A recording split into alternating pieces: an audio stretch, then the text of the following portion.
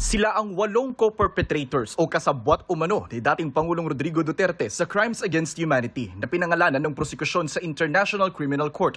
Si Senador at dating PNP Chief Bato de la Rosa, dating CIDG Deputy Director for Operations at kalaunay naging acting PNP Chief Vicente Danao. Ang namayapa ng dating PNP Chief na si Camilo Cascolan, dating PNP Chief Oscar Albayalde, Senador at dating Special Assistant to the President Bongo, dating NBI Director Dante Giran, dating PIDEA Chief Isidro La Peña, at si dating Justice Secretary Vitaliano Aguirre.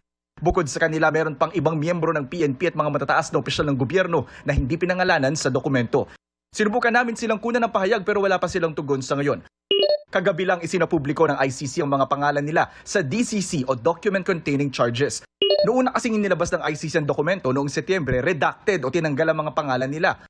Pagsapit ng Nobyembre, sinabi ng Ombudsman Jesus Crispin Remulla, may warrant of arrest na laban kay Senator Bato. Simula noon, hindi na pumasok sa Senado si De La Rosa. Sa ngayon, wala pang kumpirmadong warrant of arrest laban sa 8 pangalan. Pero posible rin umano silang maaresto, sabi ng isa sa mga abogado ng mga biktima ng war on drugs. Sa ngayon, wala tayong alam.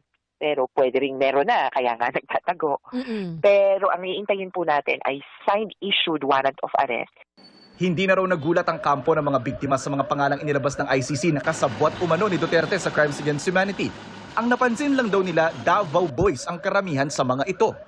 Ibig sabihin talaga, mahigpit ang koneksyon dun sa Davao Death Squad killings na ipinaparatang from 2011 to 2016.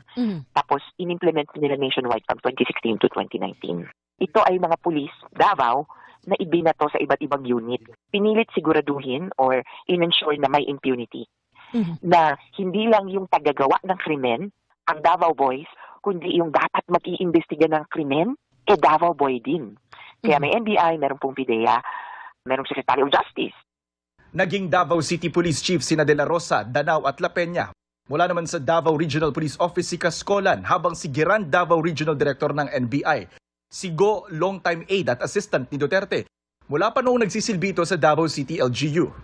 Batay sa document containing charges mula 2011 noong mayor ng Davao City si Duterte hanggang 2019 na presidente na ito, nagkaroon umano si Duterte at mga kasabwat niya ng common plan o kasunduan para i-neutralize ang mga kriminal na sangkot sa illegal na droga sa pamamagitan ng pagpatay.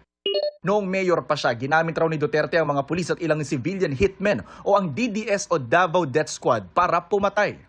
Nang maging Pangulo, inappoint ni Duterte ang kanyang mga co-perpetrator mula Davao City sa mga high-level national position. Dito na itaguyod raw nila ang isang network na kasama na ang Estado tulad ng law enforcement agencies gaya ng PNP, PIDEA, NBI at maging Bureau of Corrections. Pinagalaw raw ang mga ito tulad ng DDS. Sa February 23 na magsisimula ang naudlot noon na confirmation of charges ni Duterte sa ICC. Dito tutukuyin kung may sapat bang basihan para litisin na si Duterte.